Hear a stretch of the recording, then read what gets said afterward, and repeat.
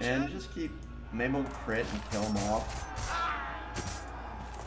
I believe when you have a defender, oh, that's a shame. Now the bear will turn around and take kill steal.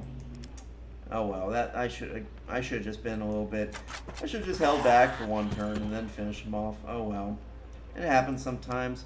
The reason why that's a disappointment is the Taishiar guys actually have. Do I want? Nah, we'll let the mage continue. Well, they're sending more meat through here, and I kind of like to clear these guys out. So I'm actually gonna go ahead and do that. Let's see what do I want? Let's use our cooldown and see if we can wipe out goblin archers. And there they go. Yeah, like literally my mage can kind of park here and just, that's why I rush for these guys. They get ridiculous. And we're actually like right now our game is pretty gnar. We're kind of like messing things up left and right. This is awesome. Healing aura. Essentially, these guys now are going to stay at full hit points no matter what. I don't believe auras affect the actual guy who has the aura, though. Let's check real quick. Yeah, it only applies to neighboring friendly units, I believe. But that would be really nice for the pushing into the Dwemer world. That'll help counteract any kind of spirit damage that the tainted and poisonous land would do to us. Yes, my lord. So, and still frozen. You see how nasty that is? It's like 2 turns, right? For it to wear off and like for your guy to thaw out. And if you go over here, yeah, she can every 2 turns. So she can basically keep, or what? Wait a minute. Applies. Yeah, she can like essentially stun lock one unit the whole time. So when you go up against her, you almost have to understand that one of your dudes is, and usually she's pretty smart about going after the more powerful ones first, like your casters. So you kind of have to accept that, yeah, one of your dudes is going to be shut down. So that's one thing that makes her really difficult to deal with.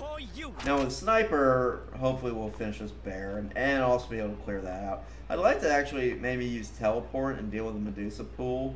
Teleport is a fairly expensive spell though.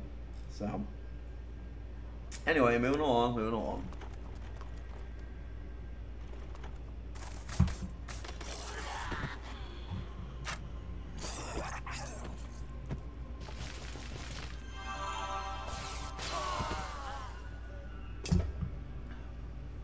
Looks like he was able to do a heal there.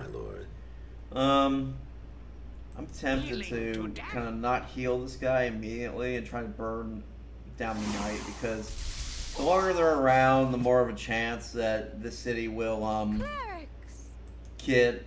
build something, and just like I don't want to deal with more enemies if I can avoid it. I might have to use a spell to heal that. I'm not sure yet. Now normally, if I wasn't at war with all these different little factions, what I would do is I push them back again. Goodness, see, they're rough cookies. Like they're hard to deal with. Okay, cool. More research. Now, I'm gonna get Blessing of Life because there's another. I want to go for a Lance of Life. So I want that to be ready by the time we've cleared out the Dwemer from the Dramer world, because if we do that, I can actually purify the land and make it something you can settle on. So that's kind of my goal here. I'm not going to build an herb store. Not going to do much of anything except more craftsmen's districts. You see how fast these cities grow. We're on the Lands of Life. They're already back up to like 5. So yeah, just plucking away, pew pew lasers. I am a little disappointed I lost that settler, but whatever. Don't do that. Actually, one thing I could do, if I build a settler in here, if you build an elf city, say, and then convert it into like a fortress city, then it's not, you don't get any happiness penalties or anything of that nature. So I'm tempted to do that. I don't know.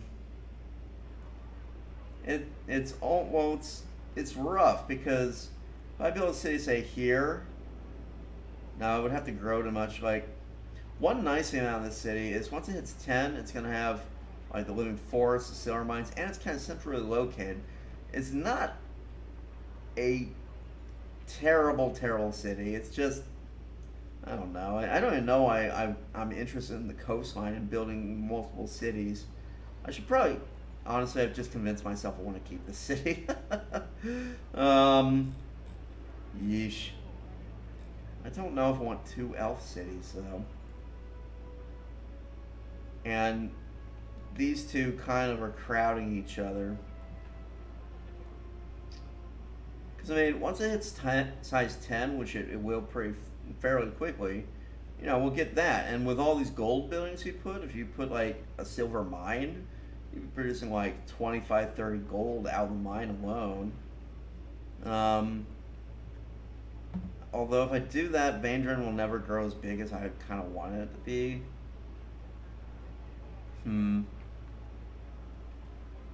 What I think I'll do, I'll have Vandren focus on food building so it can like grow out, and Keraturn on gold buildings, and then switch them.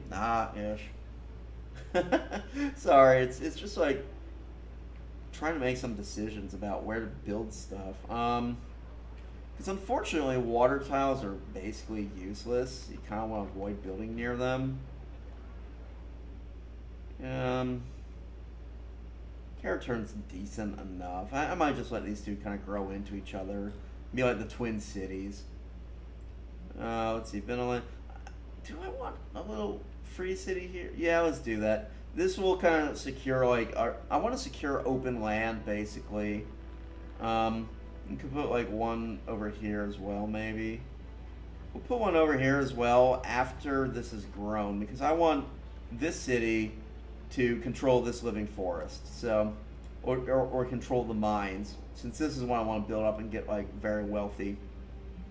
And this will just be kind of like a dinky little free city. Actually, let's do a little bit of role play, right? So, we're conquering this land in the name of our mighty goddess Agrila, but, you know, we've actually, we've upset these elves. They don't really worship Agrila.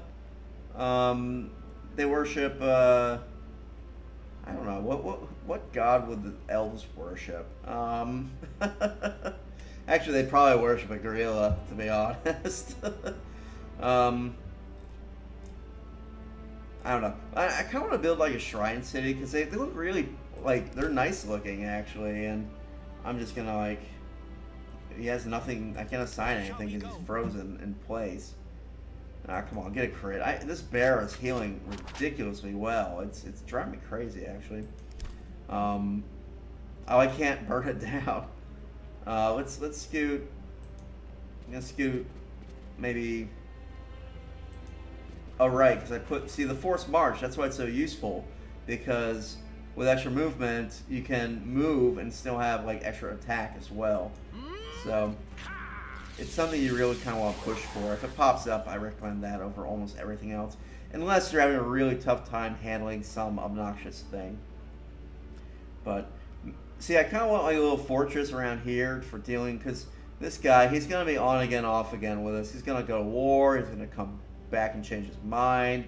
It's just going to be a pest throughout the entire game, until I finally decide to push into his territory and conquer him and just get rid of him. So having a little fortress kind of like around this area, it would go along. We could also build up here in the Living Hills, but I forget if forts as a well, no, I don't want to build it there because they'll take over. Yeah, I think I'll build it here. The one reason, like, building on an edge isn't ideal is it kind of limits, like, you know, if I put it here, say, which I can't do because it's too close to Vandren, but if I could, he could shoot, like, all around. Whereas if you kind of put him up here, it's not as effective. Like, what his range can reach isn't as good. But fortress cities, you can place fortress cities on marginal terrain. They're more, you treat them more like forts than you would, like, they don't have to be huge in population, I guess, is what I'm trying to say. What are we doing here?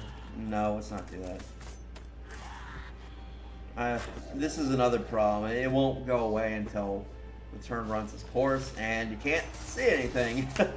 You just have to sit there and like guess what's going on based on the sounds you hear. No, I don't want to send it through the portal. Okay, so yeah, we should have healed him up. Again, though, front line kind of losing that unit isn't the end of the world. It's when you lose like a lord or a caster that you really get worried about it. But good. Finally warmed down. You see, now that they don't have a hero or any kind of unit guarding it, you do more damage to the city, so that's something to keep in mind. And I've taken a while to clear out this whole map. Normally, I tend to rush out the gate, and like normally it would be, actually, let's have you go here. I think that'll be safer because it's out of range of this tower. And I mean, yeah, we're gonna conquer it soon, but why risk? Because I forget. Yeah, they do 12. He would get murdered by in range 2. Yeah, he's just outside the range of it. I'm so glad I checked that because we would have lost another settler for no good reason. So I'm gonna order up a warrior, kind of replace one we lost. You don't need a huge army in this. You just need an army that is well maintained and kept in like good equipment. So that's something to keep in mind. What are we building here? Do I want to go for the military academy or? Yeah, I think I do. It'd be kind of nice to get upgraded wizards sooner rather than later. Although farmland, I'm tempted to get some farmland going. Especially because as we grow... Oh, cool. We also can get more forages. Yeah, we've grown an area. Let's do... Well, let's see. How much farms do we have in the city? We have 2. So getting a granary would be better. Let's put a granary like here. Now, you might be saying, why don't you put in the living lands? Well, that only increases food production. And granaries don't have... They're a bonus to food, but they're not a food production building. So that's something to keep in mind.